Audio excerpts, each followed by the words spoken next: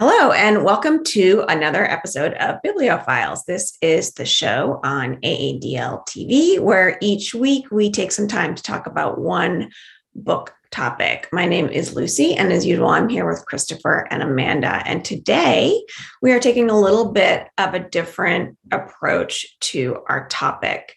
The University Musical Society at University of Michigan is presenting a performance of an adaptation of Parable of the Sower. So this is an adaptation of Octavia Butler's novel, and the adaptation was created by Toshi Regan and Bernice Johnson Regan. And in conjunction with that performance comes at the end of a series of events in Ann Arbor and Ypsi that include a community read with book events at local libraries and bookstores. Also includes Octavia Butler Week, which is offered in partnership with the University of Michigan Institute for the Humanities. And there are a lot of additional related events around that comprise together something called Parable Path A2 Ypsi.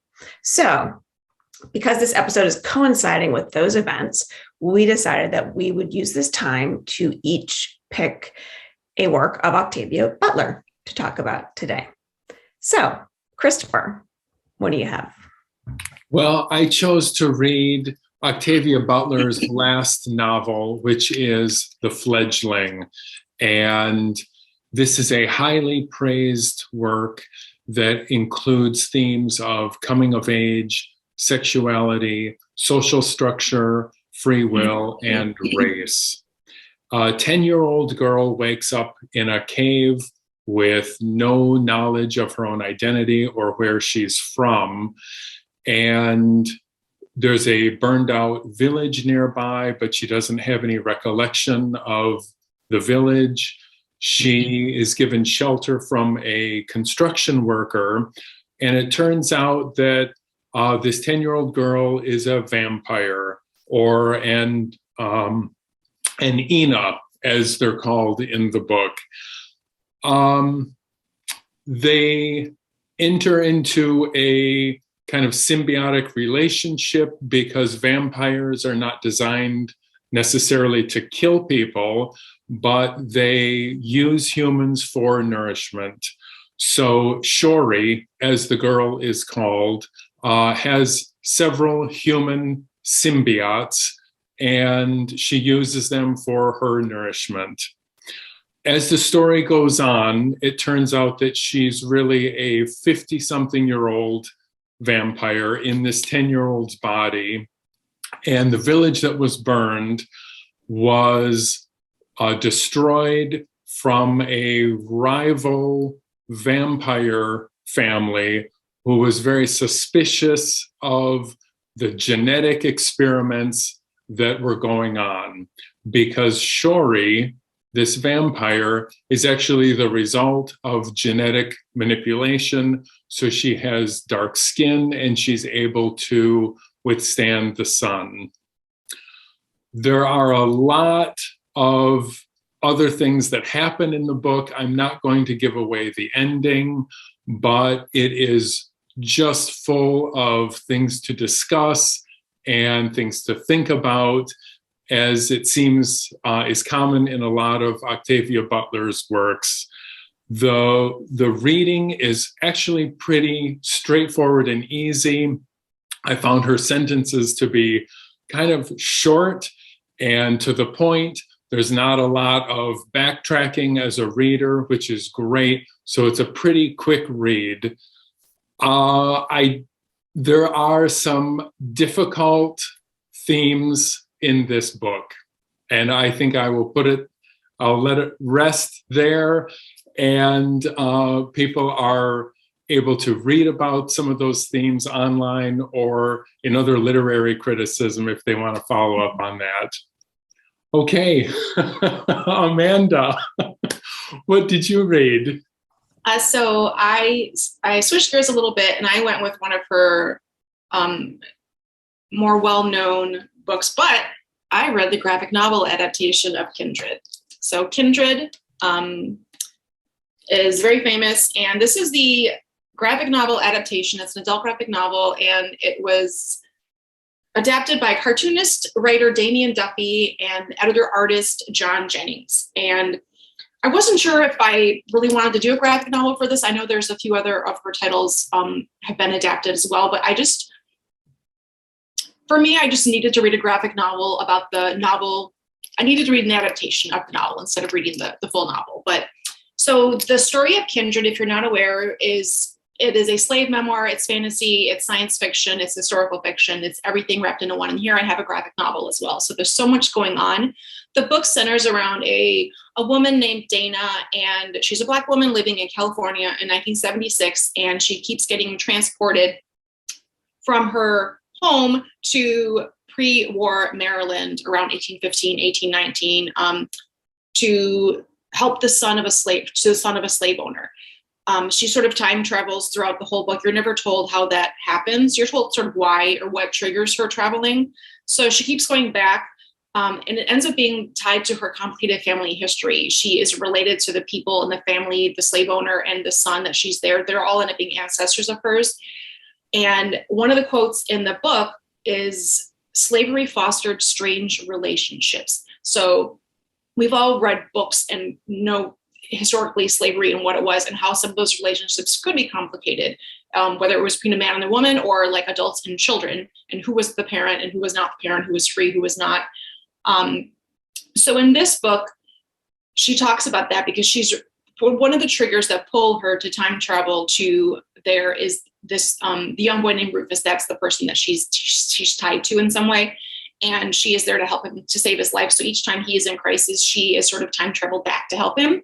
So she's drawn to like helping this figure, but she's also like a woman living in 1970. She's a writer. She's very well educated. So she goes back there, and they say she's talking like a white person. She's acting like a white person, but she ends up drawn to these families. And each time she goes back, she's in the same home, the same area with the same families. And so also the time changes. She still stays for herself and her age, but sometimes she goes away there for it's 5 minutes. Other times it's 8 months. Her husband ends up time traveling with her at some point, and he's there for 5 years. So it just is, it's sort of all over the place, but it's really interesting. I thought it really centers on just the violence and the lack of humanity during slavery and some of these complicated relationships where you're going to bed with somebody, but you're also abusing them, but then they're the parent of your child. It's a really interesting, I thought it was a very interesting look. It felt kind of odd to read it in graphic novel form. I will admit, I have not read the original novel Kindred, but it felt kind of strange to read it in graphic novel form.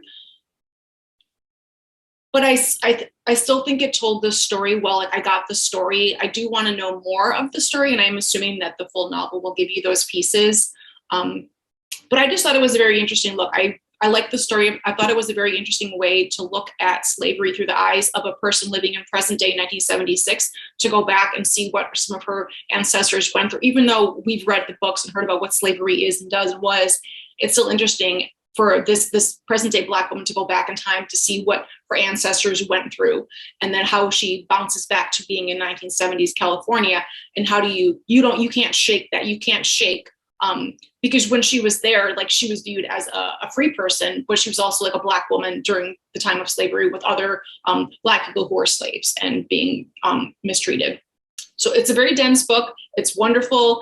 I am glad I read it. So that is the graphic novel adaptation of Kindred. Lucy, what did you bring? Well, I would say I do recommend the original version of Kindred as well, if you were drawn to the story at all, because I've read both of those, and the novel itself does have a little bit more if it's something you want to explore. I decided to go ahead and read Parable of the Sower because I had not. And this is a book that was written in the early 90s, and it's interesting because it takes place in this dystopian future, which is the early 2020s. So 2024, which is kind of funny to read that now. But it's also amazing because Octavia Butler seemed to have this vision. I mean, all the signs were there, but the novel just seems so relevant. And that's one of the parts of it that I think is so gripping. So the story follows Lauren Olamina and in the early 2020s, and the world is this world that's sort of really rapidly been destroyed by climate change. It's in financial crisis. It's in chaos. And a lot of people live in gated communities. That's really the only safe way to live. The people who live outside of them have to sort of live a life of crime and just thievery to get by. There's a water shortage, so that really makes everybody desperate, and they act in ways they might not have acted before in order to get and secure water. Everyone in the gated communities and many people outside the gated communities are armed. That's just standard. They carry arms. Even Lauren's father, who is a minister, he always has a gun. He's teaching Lauren, who's the oldest of her siblings. She has some younger brothers, teaching them how to use guns. Lauren's stepmother is a teacher. She's created a school for young kids within their gated community. There is this street drug outside of the gated communities called pyro, which is really like it's synthetically made. It's easy to get, and it is just taking over. And what it does is the high that it creates in people makes them want to set fires to things. So there's also this world that's kind of burning because of the high usage of this drug. So Lauren has to leave her gated community, and she heads out on a journey farther north. So she's heading like in the Pacific Northwest and up to Canada, hopefully. And she's always been writing in this journal about a world that she sees sort of, she doesn't believe in the religion that her father is espousing.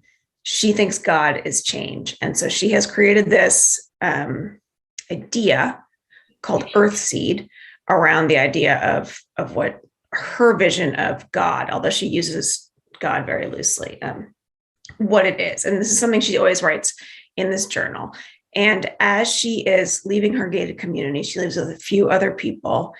And along the way, they sort of gather some other people, very few. Nobody's very trusting of anyone, no matter if you're a child or an adult.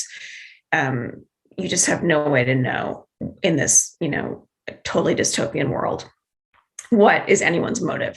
So she gathers some followers, and they kind of go on their journey with the idea of building this new world, this Earthseed. Her ultimate goal is actually space. That's not something that happens in this book, but that's something she talks about eventually. Not even like going to Mars, which is something that people have done, and like rich people just going to space for fun. That happens in this book. So anyway, she has this idea of eventually leaving this world and going even into deep space. But first, she has to create the society of Earthseed. So it's a really interesting story. Lauren is a particularly interesting character because she has something called hyperempathy.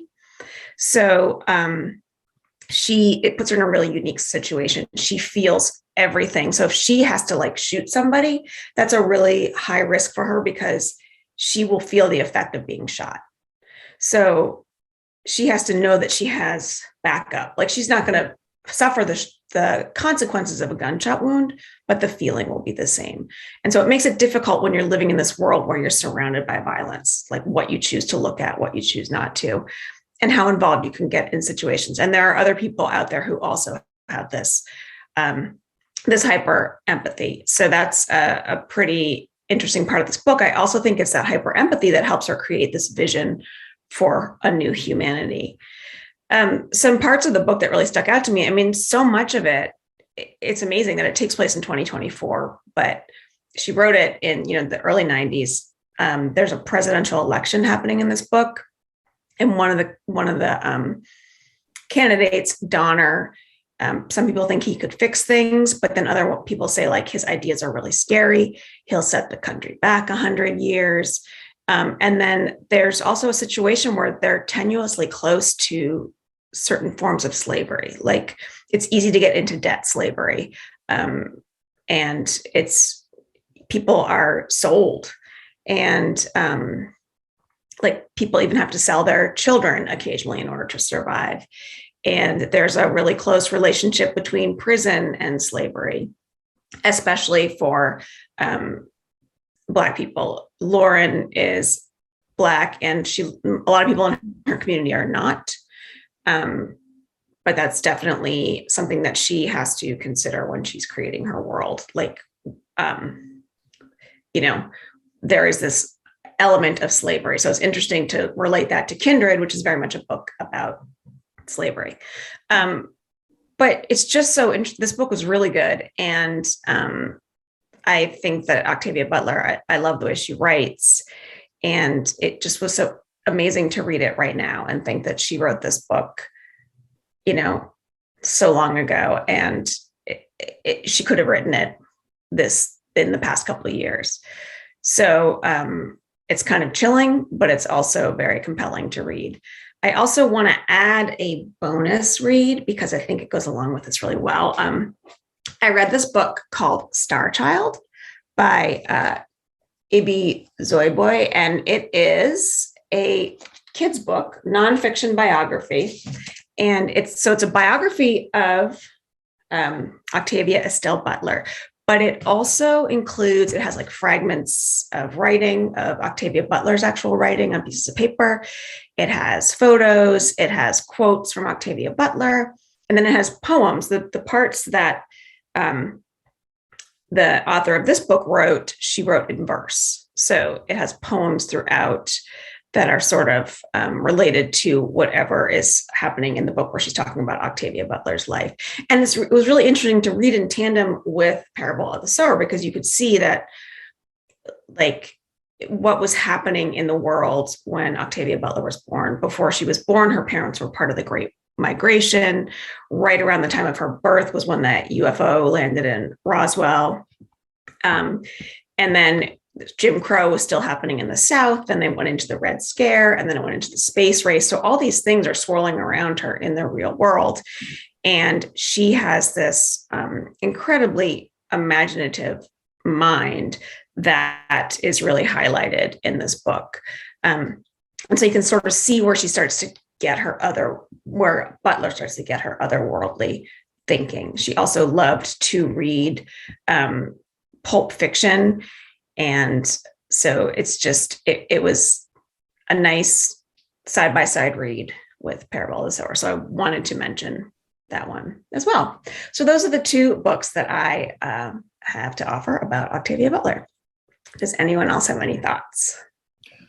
I forgot to mention that HBO is supposed to be making a screen adaptation of Fledgling. So I'll be very curious to watch that and see how it compares to the book. Oh, yeah, that'll be interesting. Yeah. Great. So, well, thank you for joining us, everyone, for this sort of different episode of Bibliophiles. We would love to hear from you as always. If you are planning on reading something of Octavia Butler's, if you have read something of hers that you really like, we would love to know about it. Thanks for joining us.